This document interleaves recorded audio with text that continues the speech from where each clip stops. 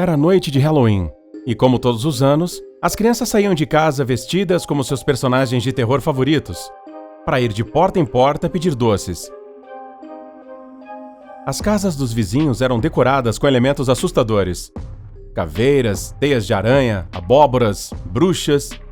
Não era incomum ver quantos pais levavam isso muito a sério, transformando suas casas em verdadeiras mansões de terror, tentando ser os mais chamativos do bairro. Sandra era uma dessas pessoas. Todos os anos ela investia grandes quantias de dinheiro para decorar sua casa para o Halloween. E não pense que ela usava as mesmas decorações de um ano para o outro. Não. Para ela, isso eliminava o fator surpresa. Então todo ano, ela vendia os itens usados do ano anterior e com o dinheiro comprava novos. Foram muitos os que a criticaram por desperdiçar tanto, mas ela sempre comparava isso com as grandes despesas que os outros faziam no Natal. Para ela, era a sua festa preferida e sem dúvida a sua casa tinha que ser a melhor. Infelizmente, por mais que ela tentasse, sempre havia alguém que superava em todas as suas decorações, e essa pessoa era a Lola, a vizinha que morava do outro lado da rua. Sandra a odiava e tinha certeza de que o sentimento era correspondido, embora Lola sempre lhe desse bom dia com seu sorriso falso e elogiasse sua casa. Ela não sabia como deixar o seu visual tão assustador no Halloween, conquistando a admiração de crianças e adultos. Mas naquele ano, as coisas iriam mudar. A noite mais assustadora finalmente chegou e todas as crianças saíram animadas para pedir doces ou travessuras. Eles também paravam para olhar as casas decoradas. A de Lola estava excelente como sempre. Porém, desta vez, parecia que a Sandra finalmente havia conseguido superá-la.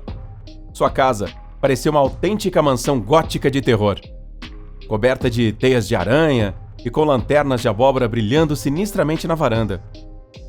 Mas o mais macabro foi o cadáver falso pendurado no teto da garagem. Era tão realista que alguns pais rejeitaram imediatamente os seus filhos pequenos de irem ver. No dia seguinte, os vizinhos notaram um cheiro horrível vindo da casa de Sandra, especialmente do cadáver falso. Ao examiná-lo de perto e levantar a cabeça, alguém gritou de terror. Esta não era uma decoração de Halloween. Era o próprio corpo de Sandra, que escorregou do teto e ficou com a cabeça presa em uma das faixas de luz. Seguimos com mais terror. Continue com a gente!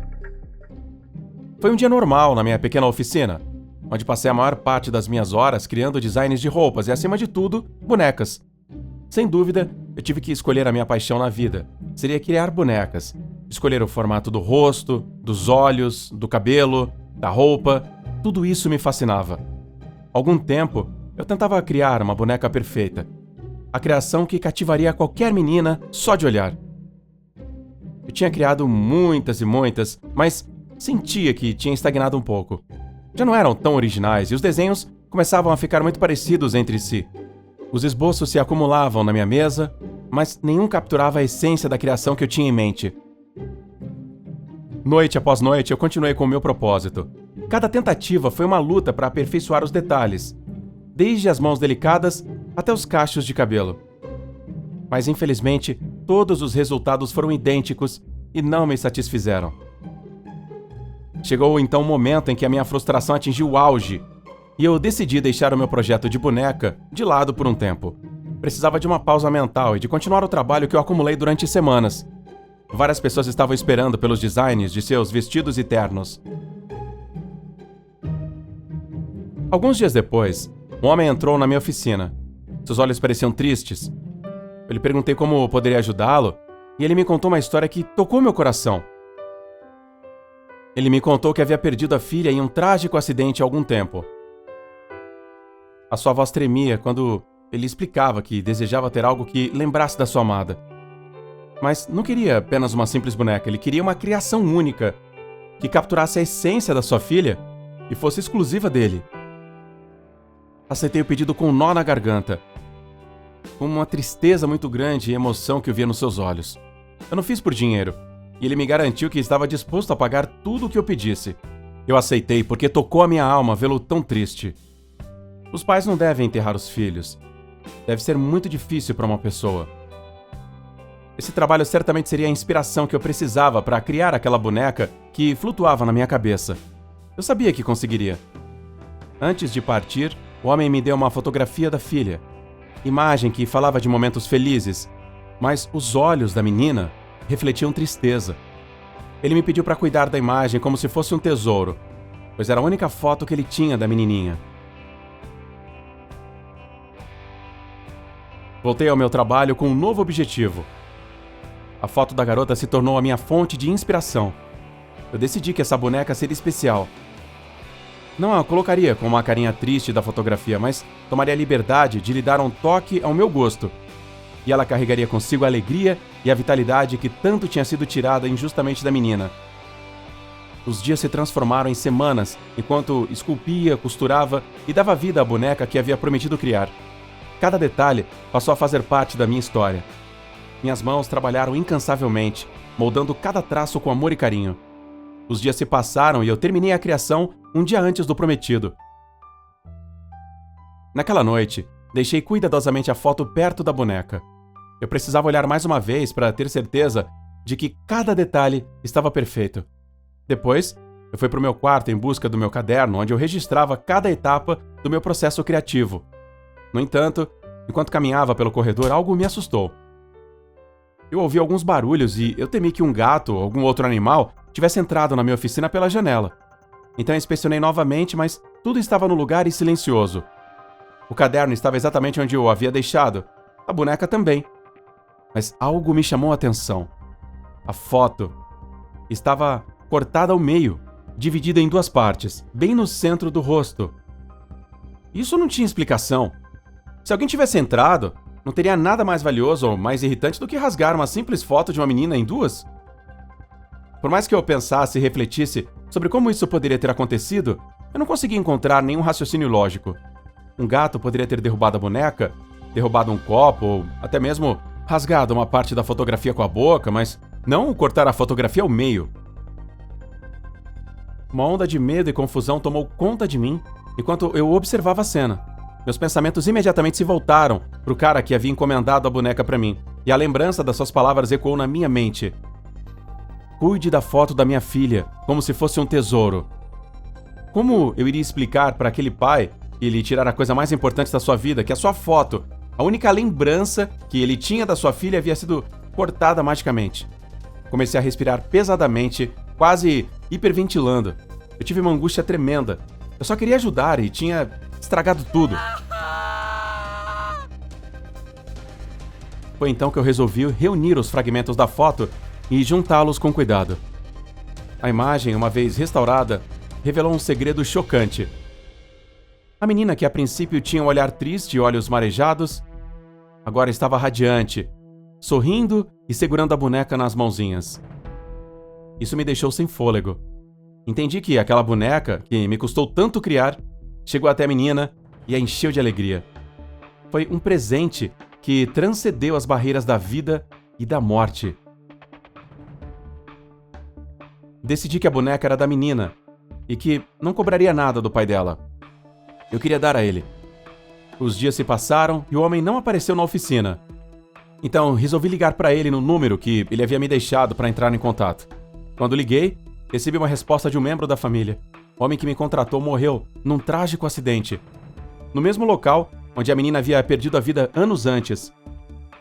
Um arrepio percorreu a minha espinha enquanto ponderava sobre essa série de eventos inexplicáveis. Desde então, sinto uma presença em minha oficina.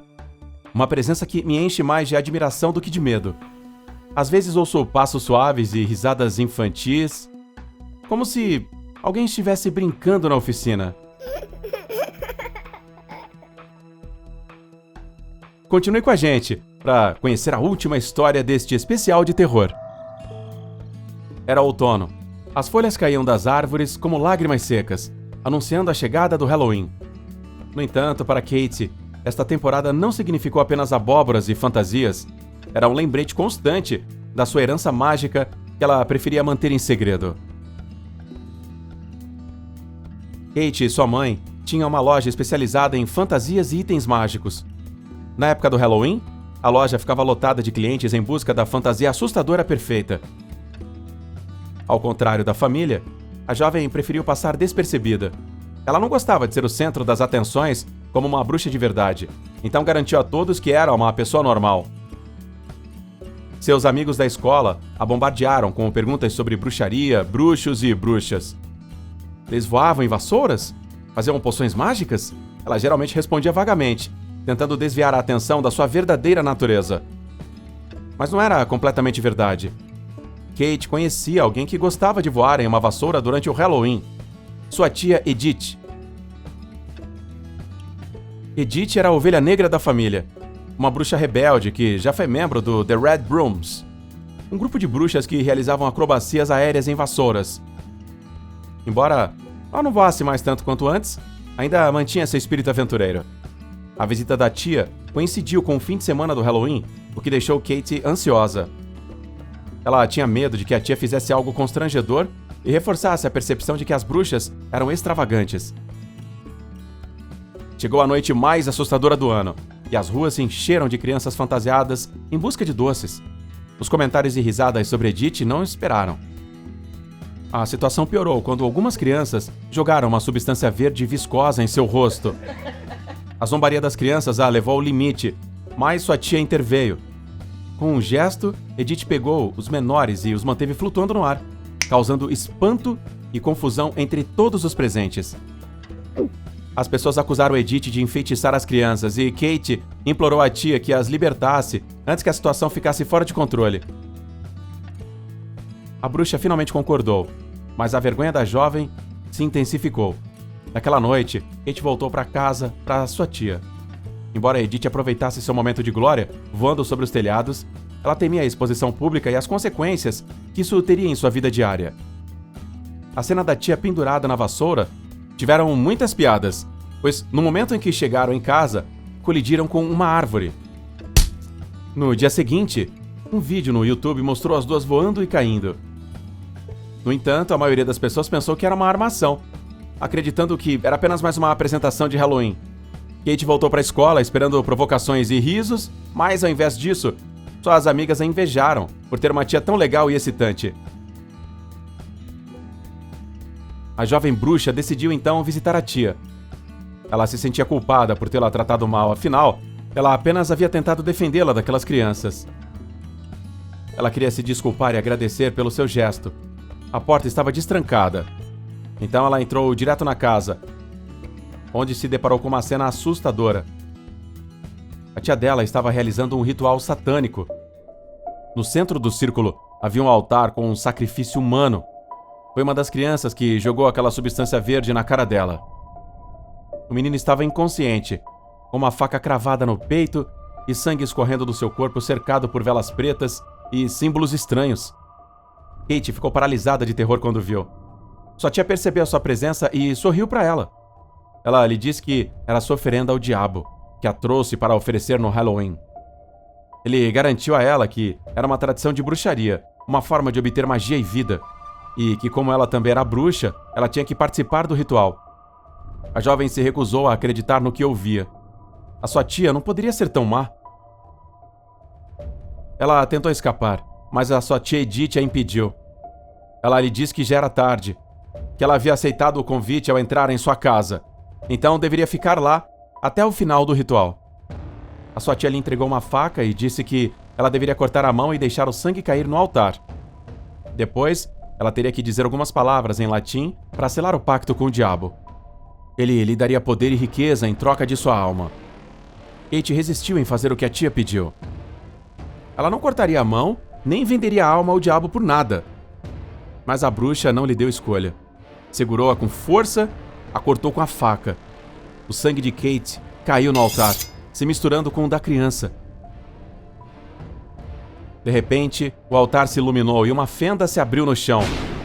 Da fenda, emergiu uma mão vermelha escamosa com garras afiadas. A mão agarrou Kate pelo tornozelo e a arrastou para o abismo. Ela sentiu um pânico indescritível. Sua visão escureceu e sua voz embargou. Seu último pensamento foi para a mãe, que a esperava em casa com uma abóbora esculpida e um sorriso.